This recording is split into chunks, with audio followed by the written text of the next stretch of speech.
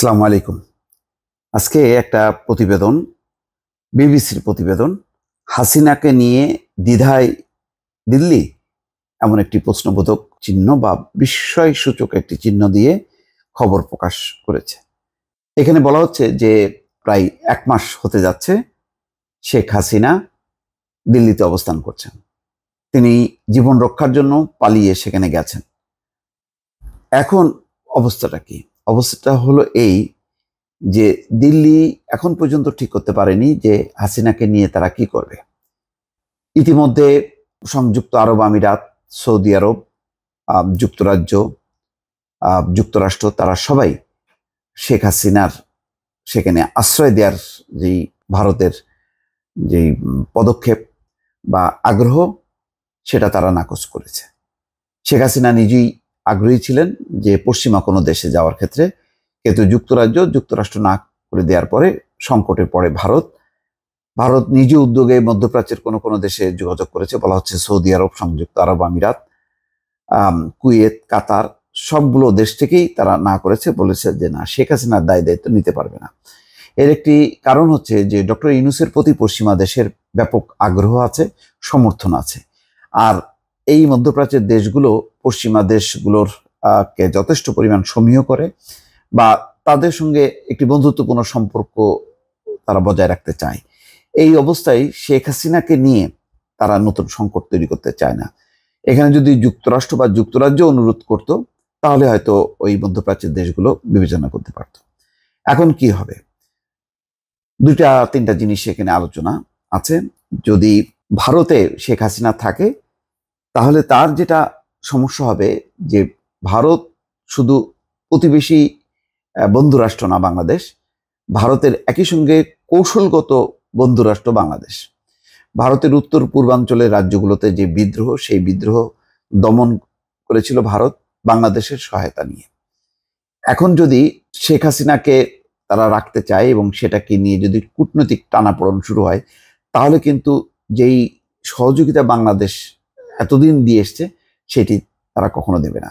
তাহলে মানে উত্তর পূর্বাঞ্চলের রাজ্যগুলোতে বিদ্রোহ বাড়বে এবং সেই বিদ্রোহীরা বাংলাদেশে আশ্রয় পাবে, প্রশ্রয় পাবে এবং চীন এই সুযোগটা নিতে চাইবে। ফলে এখানে ভারত একটা নিরাপত্তা ঝুঁকির মধ্যে পড়ে গেল।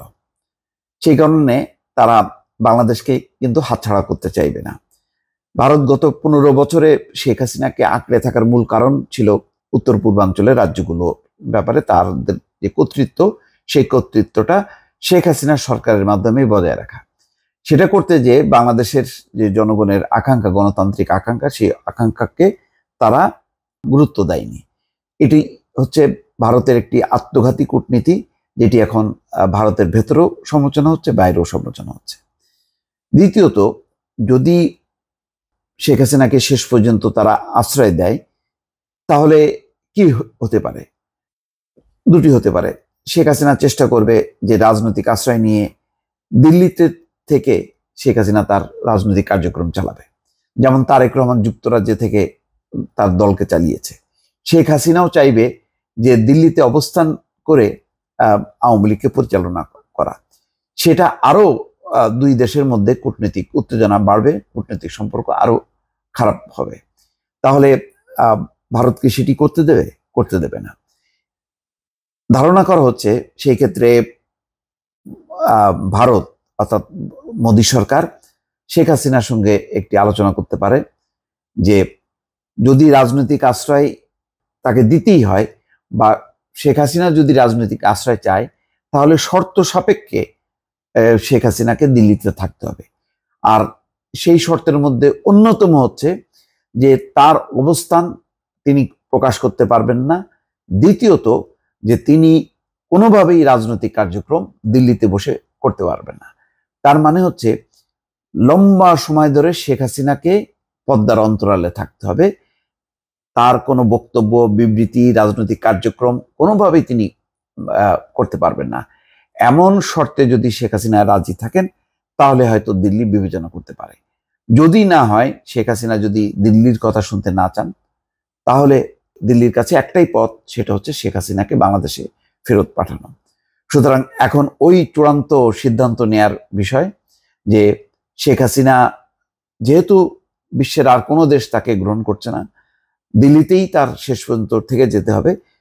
যদি থেকে যেতে হয় তাহলে তার থাকার যে অবস্থানটা, সেই অবস্থানটা তিনি জনসমক্ষে কখনো প্রকাশ করবেন না। দ্বিতীয়ত, কোনো ধরনের রাজনৈতিক কার্যক্রমে অংশ নিতে পারবেন না। এমন একটি অবমাননাকর পরিস্থিতির মধ্যে আস্তে আস্তে চলে যাচ্ছে শেখ হাসিনা। তারপরেও ভারত বিবেচনা করছে যে হাসিনা যদি দিল্লিতেই থাকে যে কোনো শর্তেই, তারপরেও কিন্তু একটা টানাপোড়েন থাকবে। পররাষ্ট্র উপদেষ্টা ইতিমধ্যে বলেছে যে আদালত যদি চায় যে শেখ হাসিনাকে বাংলাদেশে ফিরতে হবে এবং আদালতের মুখোমুখি হইতে হবে, তখন পররাষ্ট্র মন্ত্রণালয় চেষ্টা করবে এবং তখন তারা ভারতকে বলবে যে বাংলাদেশের কাছে সমর্পণ করতে শেখ হাসিনাকে। এমন একটা পরিস্থিতি। তো রাজনৈতিক পর্যায়ে বা কূটনৈতিক পর্যায়ে হয়তো ভারত চেষ্টা করবে, শেষ চেষ্টা করবে বাংলাদেশ কর্তৃপক্ষের সঙ্গে আলোচনা করতে যে শেখ হাসিনা একেবারে অন্তরীণ থাকবেন, এক ধরনের স্বেচ্ছা কারাবরণেই থাকবেন, যে তিনি কোনো রকম রাজনৈতিক কার্যক্রম করবেন না, তিনি কোনোভাবেই তার নিজের অবস্থান কোথায় সে অবস্থান প্রকাশ করবেন না। বাংলাদেশের বা বিদেশের আওয়ামী লীগের রাজনৈতিক পর্যায়ে কেউই তার সঙ্গে কোনো যোগাযোগ করবে না। এমন বেশ কিছু জটিল কন্ডিশনে হয়তো শেষ পর্যন্ত বাংলাদেশ সরকার রাজিও হতে পারে। তার ভিত্তিতে শেখ হাসিনা একেবারেই অন্তরীণ জীবন, এক ধরনের স্বেচ্ছা কারাবরণ অবস্থার মধ্যে তাকে দিল্লিতে থাকতে হতে পারে। দর্শক ভালো থাকবেন, আল্লাহ হাফিজ।